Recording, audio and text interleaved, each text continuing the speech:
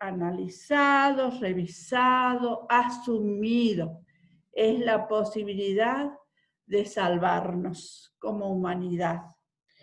El 26 de junio desde 1987, al entrar en vigencia la Convención, se conmemora este acontecimiento como un día de trabajo contra la impunidad. Desde Paraguay nos adherimos al día apoyados en el mandato constitucional, el artículo 5, que desde 1992 prohíbe la tortura. Y sin embargo, continúa. Y el tema es tan actual porque los tratos crueles, inhumanos y degradantes, y hasta la muerte por tortura, ha sido apreciada por millones de personas solamente hace un mes. Con horror espantoso vimos la muerte de George Floyd el 25 de mayo pasado. Y años antes habíamos observado con horror también los extremos de otras crueldades en las cárceles de Abu Ghraib en Irak, el país invadido y destruido por personal policial militar, de un Estado que expandió su poder en el mundo y que en referencia a nuestra América Latina, nuestra Abya Yala, impulsó la doctrina de la seguridad nacional y en la segunda mitad del siglo XX sostuvo las dictaduras que hicieron de todas las formas de tortura su herramienta de dominación durante la Guerra Fría en un mundo bipolar, contrario a lo que hoy trabajamos para un mundo multipolar con dignidad para todos los países y todos los estados. En Paraguay, para centrar el tema, las dictaduras aplicaban torturas bestiales, antiguas, muy antiguas, golpes, grillos, cadenas, igualmente gravísimos crímenes. Pero hay un cambio fundamental cuando precisamente para aplicar la doctrina de la seguridad nacional contra su enemigo establecido, construido después de la Segunda Guerra Mundial, toda aquella persona que podía llamarse comunista, lo fuera o no lo fuera. Se recurre a frágiles conocimientos científicos y la tortura, denominada en su más amplia gama, se denomina ahora interrogatorios. Y se construyen manuales que años más tarde, aunque fueran negados, se conocerán y se incorporarán, se verá la incorporación de médicos, químicos, degeneración total de su vocación fundamental. La Escuela de las Américas en Panamá en 1963 forma militares y policías y otros especialistas.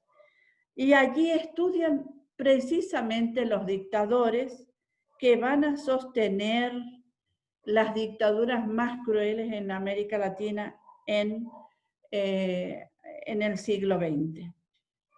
Cuando se firman los acuerdos Torrijos-Carter, a quien el presidente Carter debemos tanto la instalación de una nueva etapa en Paraguay, trasladan esta escuela Fort Benning a Estados Unidos y Sin embargo, sigue trabajando y en cursos en español, enseñando todas las técnicas de tortura, las técnicas contra insurgencia y para injerenciar en todos los países, para disolverlos. Y allí a esta escuela y a esta red establecida en este esquema, el propio Stroessner hace una larga gira antes de ingresar al poder.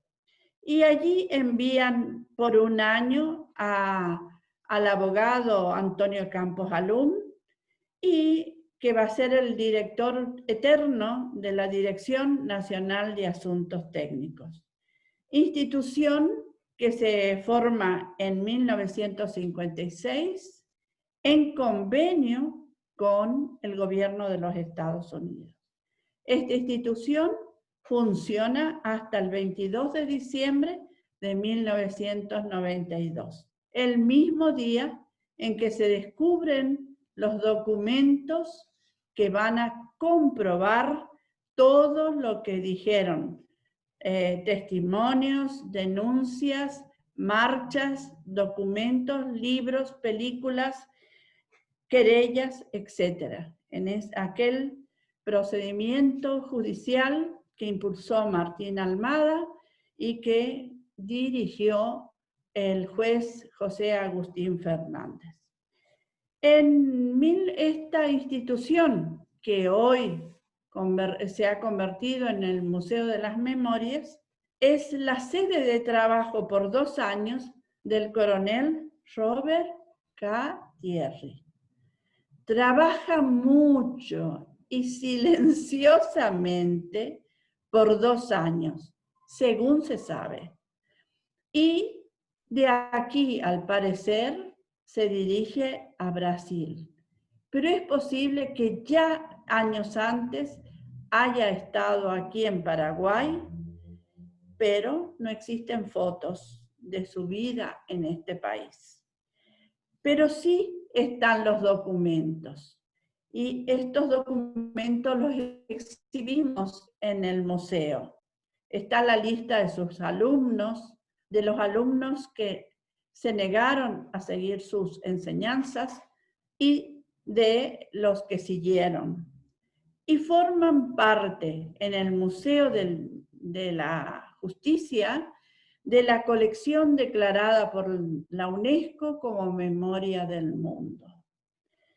En fin, esas enseñanzas técnicas y sus aplicaciones en 35 años de dictadura estronista fueron modificadas. Y por ejemplo, la pileta, que fue una de las técnicas, cuya foto me acompaña atrás, pero que no es posible ver, fue reemplazada por el hundimiento de las personas en cualquier arroyo hasta sentirla que prácticamente se moría, ¿no? Al ahogo. Y incorpora la picana,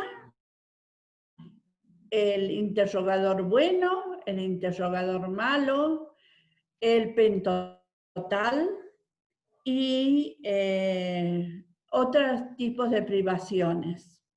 La arquitectura también es modificada y para ello solamente basta con acercarse a la escalera del Departamento de Investigaciones y verán que los presos hacinados allí en un momento dado solo tienen 1 metro de luz entre celdas y celdas. Las condiciones inhumanas, bueno, en fin.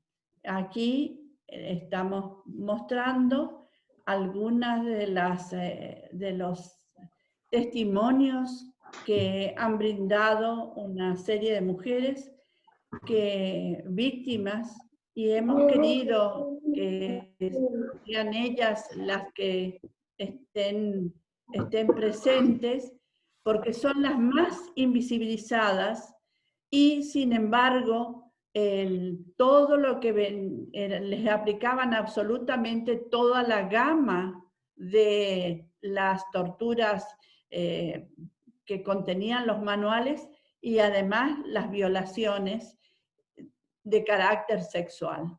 Y estas han sido ya reconocidas en otros tribunales como crímenes de lesa humanidad, cuando las mujeres pudieron sacar de lo recóndito de su alma este dolor perverso que las atravesó durante siglos y siglos, durante años y años. Así la tortura ha producido daños irreparables en Paraguay que se sumaron a heridas anteriores, como la Guerra Guazú, el genocidio latinoamericano, la Guerra del Chaco y la Guerra Civil de 1947. La violencia no se olvida, que sobre el cuerpo herida de esta nación expoliada al máximo por entregas y dependencias a empresas internacionales, la dictadura producirá cifras que tenemos por ahora provisionales, pero que surgen de 4 años de trabajo de la Comisión de Verdad y Justicia establecida por la Ley 2225. El informe final de esta comisión indica que más de 100.000 víctimas son las que han quedado registradas en un país que tenía apenas una población para aquellos tiempos de poco más de 1,5 millones. Eso sin contar realmente con la otra enorme cantidad de exiliados paraguayos que habían salido en los distintos momentos, sobre todo la Guerra Civil del 47 y toda la etapa estronista. Estas cifras indican 20.000 personas detenidas y encarceladas ilegalmente. Indica 60 ejecuciones sumarias. Indica 3.500 personas exiliadas. Y dice que son más o menos 20.000 víctimas directas. Si se expande el círculo, porque la violencia es expansiva a las personas que rodean a la víctima, a las familias y también a las comunidades, las víctimas llegan a más de 100.000. Por cierto, esto no incluye el genocidio del pueblo Ayé, que es el más documentado, que comienza por allá a principios de siglo, con la apertura de la vía hacia el este, que luego producirá con los años Itaipú y toda la conexión con el Brasil, abriendo un área territorial tan conflictiva. Este pueblo y su genocidio ha sido extremadamente documentado y se produce casi al final del genocidio, hacia los años 70 y 72, y el eminente padre Meliá es uno de los que denuncian, y otros científicos llegan hasta el Senado de los Estados Unidos para informar y tratar de detener. En fin, son los números que se pueden obtener rompiendo el miedo de las víctimas, el muro de complicidad y las amenazas.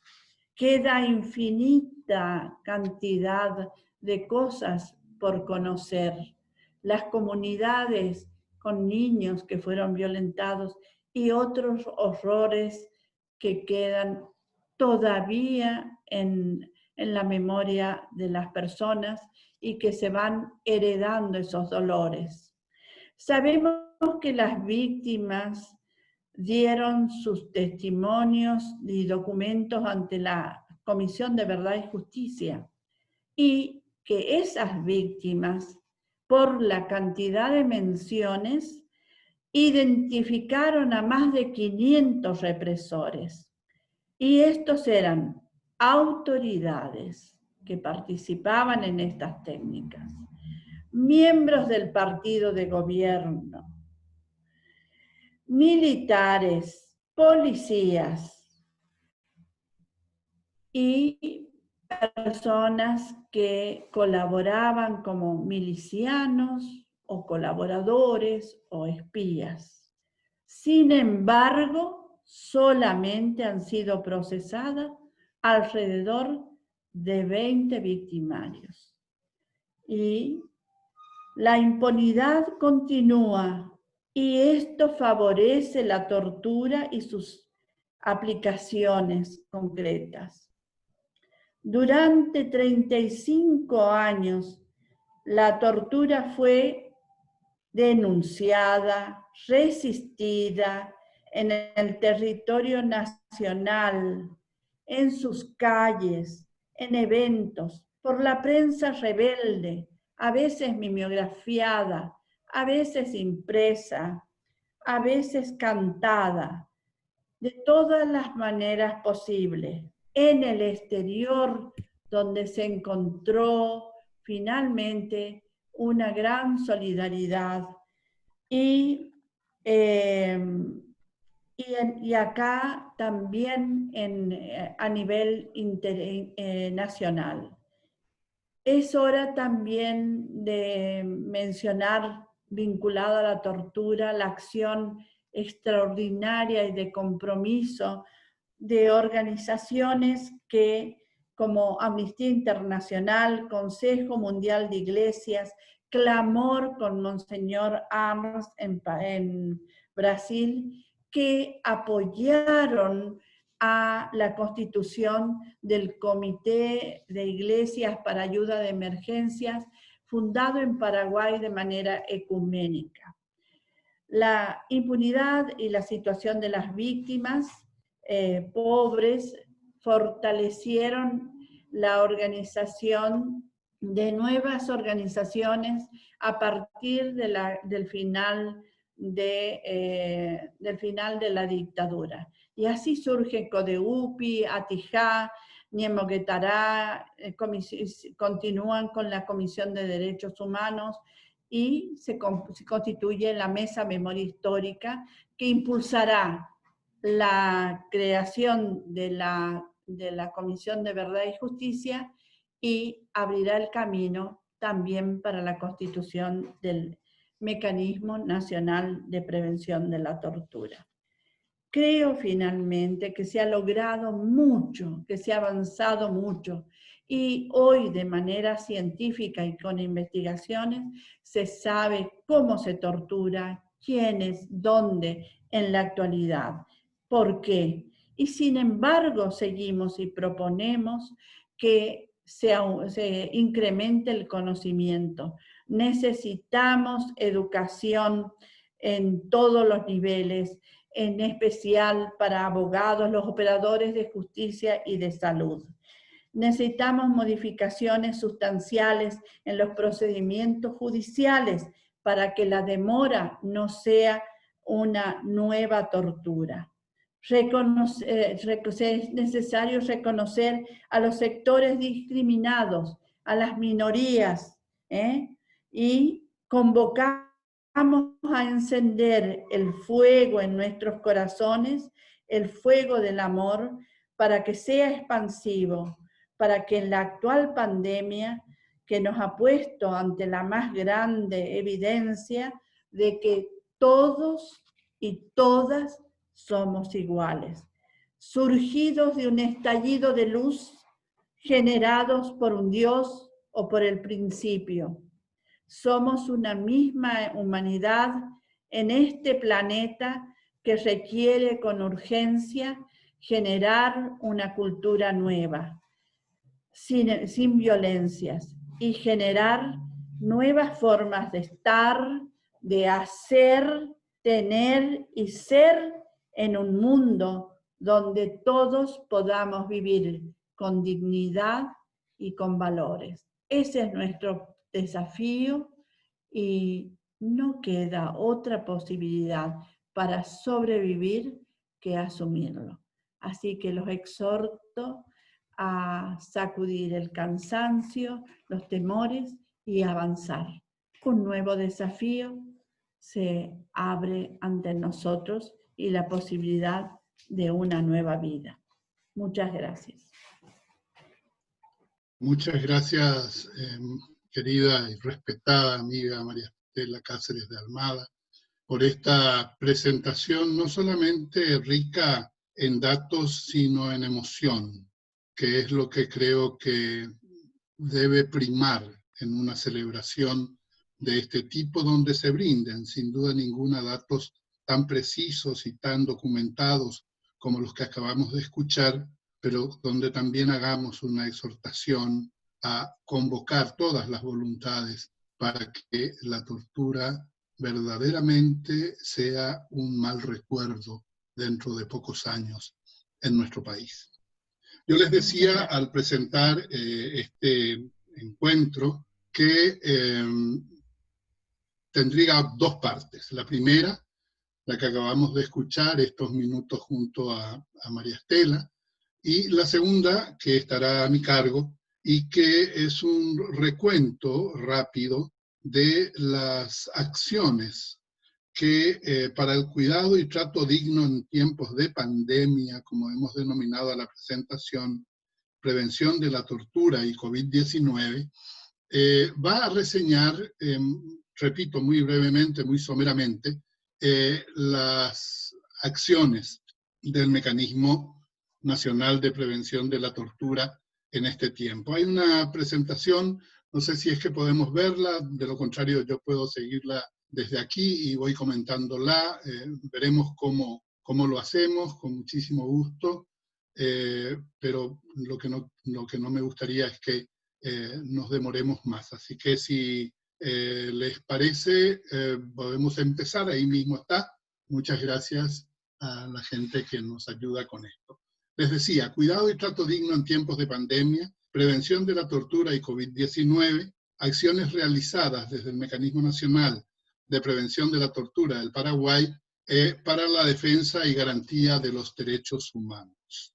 Esta placa se explica por sí sola, pero siempre es bueno señalar que esta es una preocupación central de los organismos de derechos humanos, entre los cuales obviamente como institución señera del Estado paraguayo en este momento y desde el año 2013 figura el Mecanismo Nacional de Prevención de la Tortura. Es decir, este es un órgano del Estado que fue creado por ley del año 2011 y que se empezó a implementar. Saludamos a Martín, que también lo vemos en la imagen. Se empezó a implementar en el 2013 con la conformación de la primera Comisión Nacional, que es el órgano rector del mecanismo, que tuvo a su cargo la organización institucional que en este momento ya lleva 8 años de andamiento. La siguiente, por favor. Lo primero que hicimos como mecanismo, ya el día 13 de marzo de este año 2020, absolutamente inolvidable en nuestras vidas, fue, fíjense, el 13 de marzo era el día siguiente de que todos nos quedáramos sorprendidos con la noticia de que el gobierno había suspendido las actividades escolares en escuelas y colegios. Y es como que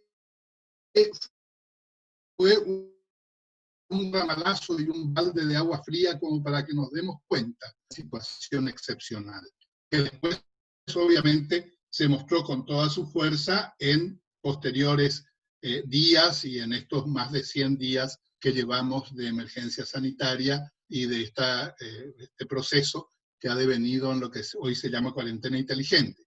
Al día siguiente de ese 12 de marzo, cuando se decretó que ya no habría clases en escuelas y colegios, y por ende en universidades, el mecanismo se abocó a la elaboración de las pautas básicas para la mitigación del riesgo de propagación del coronavirus. Entonces hablábamos todavía de coronavirus, menos de COVID-19, en relación a las poblaciones en situación de encierro en el territorio nacional. Es decir, hicimos consultas con 3 eminentes epidemiólogos de nuestro país, a quienes puedo citar sin ningún tipo de problema, el doctor Guillermo Sequera, el doctor Iván Allende y el doctor Eugenio Báez Maldonado, para que nos asesoren desde el punto de vista científico qué es lo que era dable recomendar y de posibilidad fáctica desde el mecanismo. Y ahí obtuvimos una verdad que, digamos, presidió todo lo que convinimos en mostrar como pautas a las autoridades. Y esto tenía que ver con el hecho de que, tratándose de poblaciones en encierro, llámense penitenciarías, llámense hogares de abrigos de adultos mayores o de niños, niñas y adolescentes, llámese hospitales psiquiátricos, llámese comisarías policiales, es decir, cuarteles como el de Viñascué, obviamente el virus podía ingresar solamente desde fuera, lo cual hacía que la medida por excelencia fuera la del control de ingreso a las penitenciarías como las más expuestas. En ese momento, la población penitenciaria orillaba las 15.500 personas. En este momento está cerca de 14.800, 14.700 personas.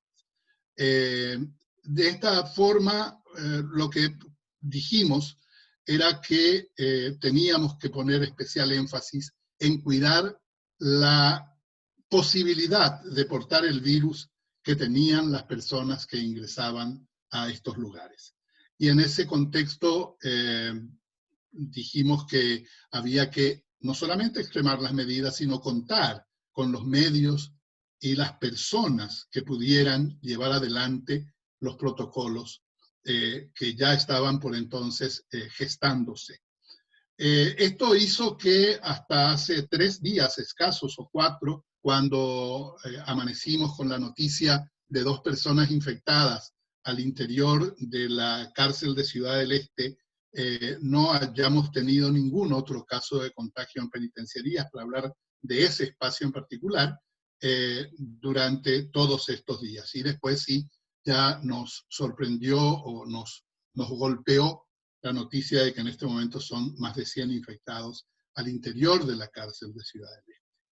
Estas recomendaciones, en forma de pautas, se hicieron para, la siguiente, por favor, se hicieron para la población penitenciaria, se hizo para los hogares de abrigo de adultos mayores, se hizo para los hogares de abrigo de niñas, niños y adolescentes, para población de centros educativos, para adolescentes privados de libertad o en conflicto con la ley penal, como también se los conoce, y para la población privada de libertad bajo custodia policial. Vale decir, todas aquellas personas que de una u otra manera eran custodiadas por el Estado en situación de encierro y convertían al Estado en cuanto garante de derechos en el responsable de que verdaderamente la salud se preserve al interior de estos espacios. Siguiente, por favor. Como la esencia del trabajo del Mecanismo Nacional de Prevención de la Tortura es el monitoreo de espacios como para hacer observación directa y lograr información pertinente, cierta, segura y fiable de fuente primaria, que es la forma de entrevistas con personas privadas de libertad o afectadas en su ejercicio, pero la situación no podía tratarse de la misma manera que en una digamos, en una situación normal, no podíamos tratar el tema con la incursión y el, permítanme decirlo, el enseñoreamiento de nuestras vidas del COVID-19, porque en el fondo lo que hace es apropiarse de nuestra propia libertad, ¿no? Y esto es también interesante de reflexionar, pero posiblemente sea motivo de un debate más filosófico. Lo cierto es que hicimos un trabajo al interior de la Comisión Nacional y de un equipo de los técnicos del mecanismo, un trabajo muy bien estructurado, que fue felicitado incluso por instancias internacionales de las cuales el mecanismo hace parte, al que llamamos Manual de Monitoreo en Tiempos de COVID-19, que prevé tres momentos, digamos, ¿no? Previo a la visita, en el momento de la visita y la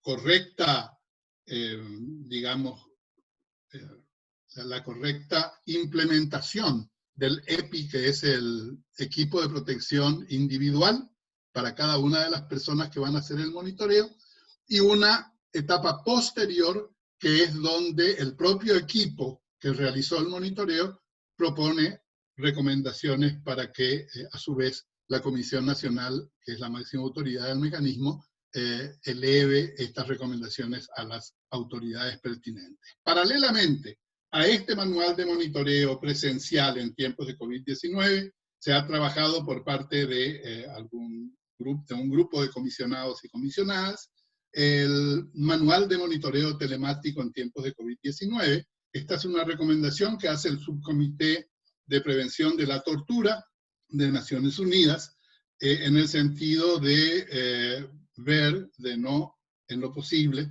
de no arriesgar ni a la población en encierro, ni a quienes realizan el monitoreo presencial, siempre y cuando existan mecanismos para que ese monitoreo se pueda realizar de manera no presencial o telemática en este caso. Ahora sí, pasamos a la siguiente placa, por favor. También desde el MNP promovimos la articulación de un diálogo entre personas privadas de libertad y las altas autoridades. En tiempos normales, entre comillas, eran muy pocas las presencias o era muy poca la presencia de altas autoridades vinculadas al sistema penitenciario, a las cárceles.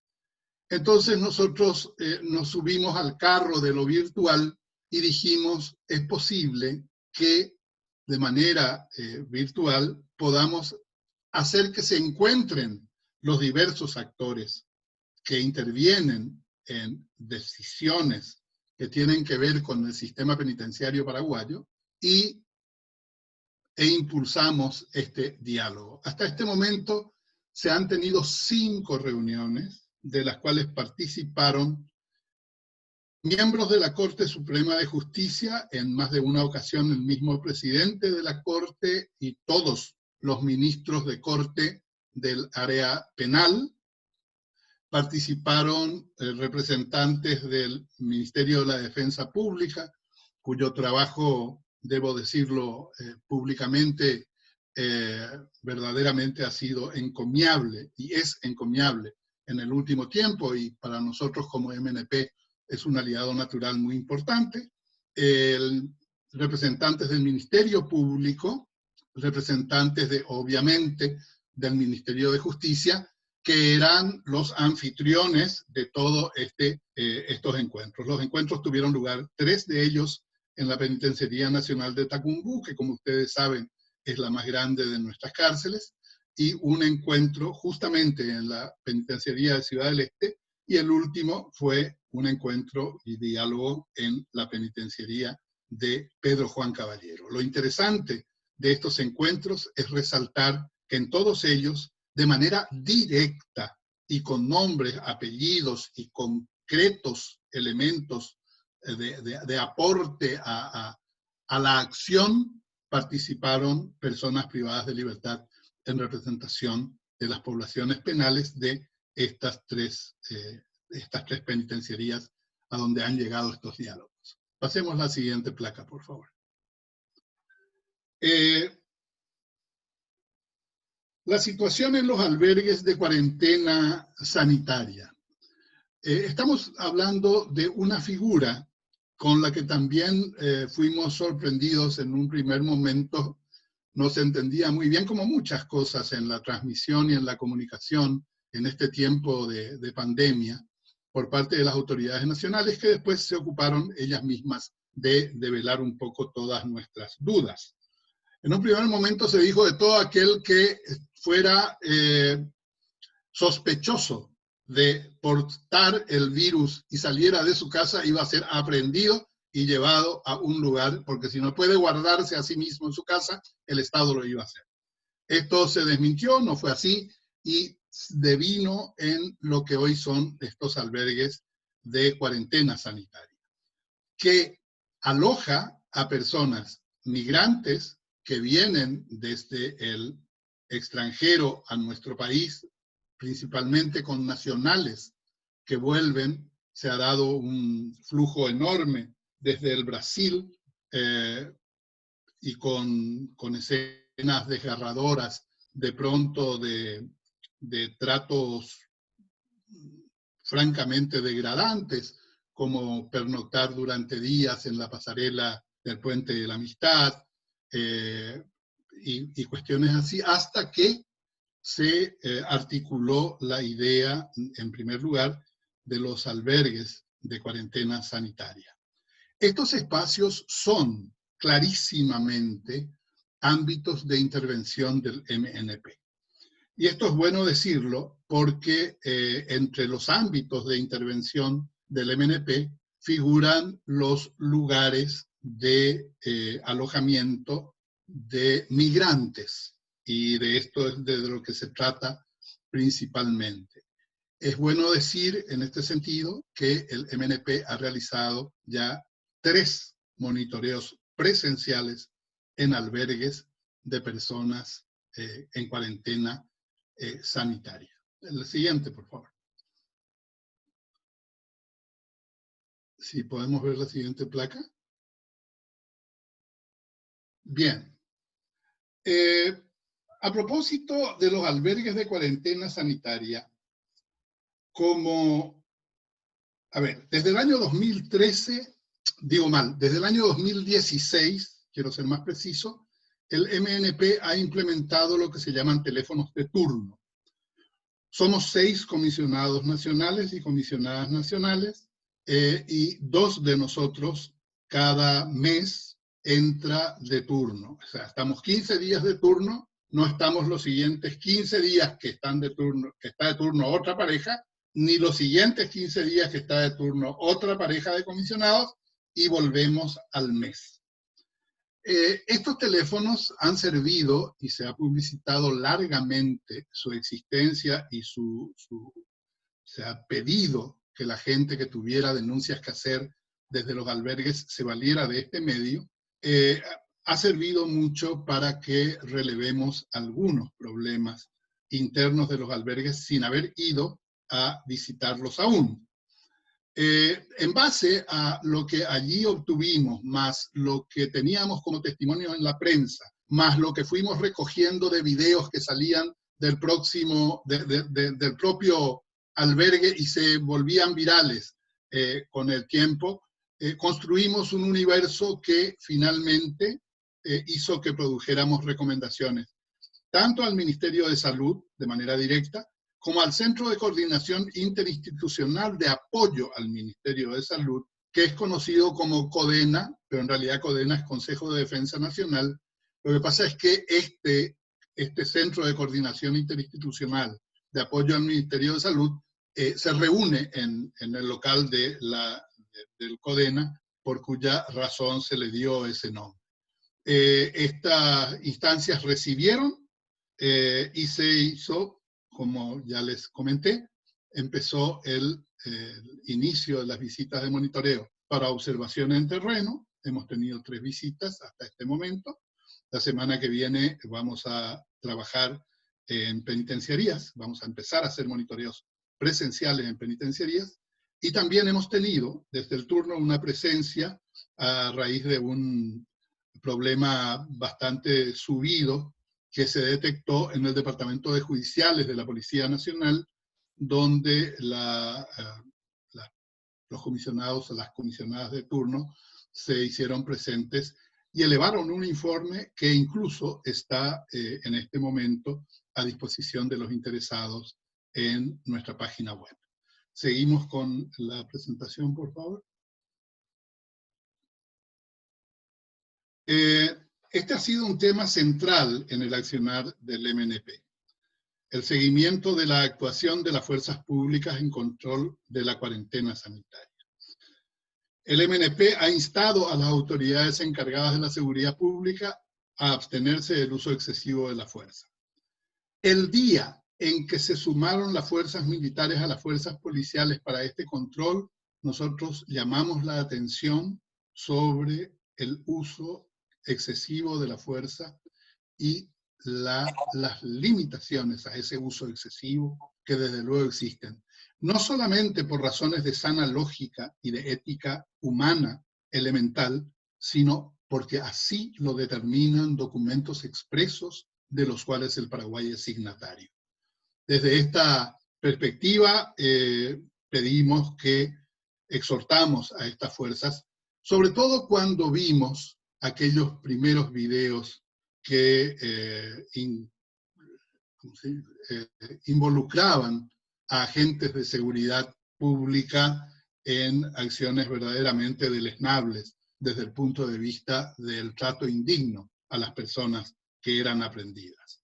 Vía redes sociales y otros mecanismos tecnológicos al alcance del MNP, realizamos campañas de creación de conciencia, instamos a las autoridades e incluso hicimos gestiones oficiales y oficiosas para que la actuación, por ejemplo, del grupo Lince en un determinado momento sea atemperada en su calidad. Obviamente, en torno a este tema de las personas que son privadas de libertad por violar la cuarentena sanitaria, nos preocupa mucho y lo hemos expresado públicamente y lo hemos expresado incluso al Ministerio Público, nos preocupa mucho y al Poder Judicial la imputación que se da, la imputación penal que se da en los casos de estas personas que son privadas de su libertad temporariamente por el hecho de violar la cuarentena sanitaria. Con todo lo que ello conlleva, con todo lo que conlleva a futuro para esas personas que reciben esas imputaciones.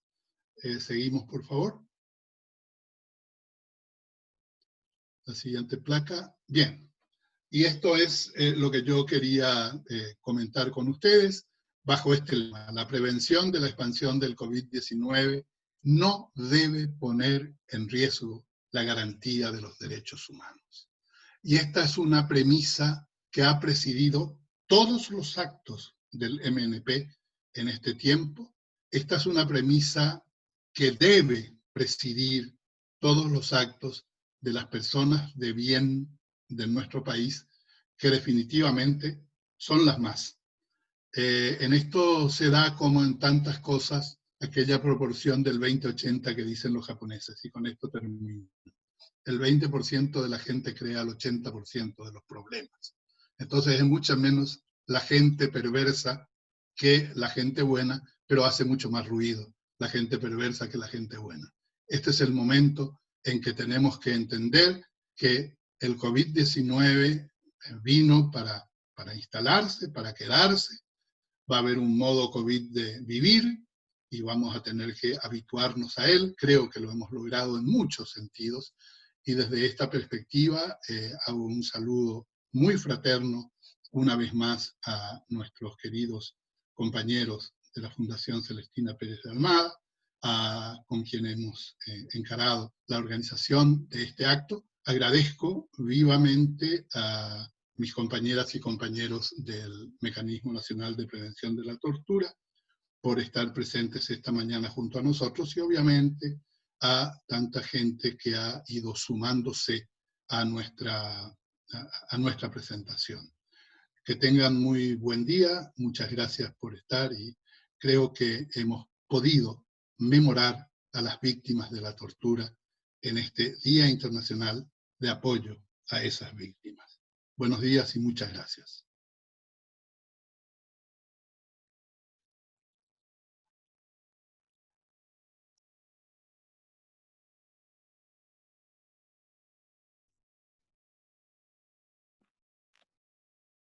Muchas gracias. Damos por terminada la sesión.